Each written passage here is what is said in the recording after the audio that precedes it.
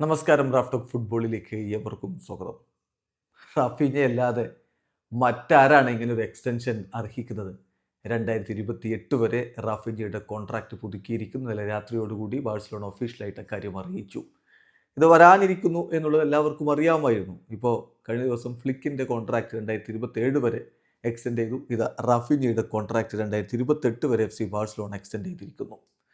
Raphinha അതിന് ശേഷം കൃത്യമായിട്ട് പറഞ്ഞു, എൻ്റെ ഡ്രീം എന്ന് പറയുന്നത് എൻ്റെ കരിയറിൻ്റെ അവസാനം വരെ ബാഴ്സലോണയിൽ തുടരുക എന്നുള്ളതാണ്.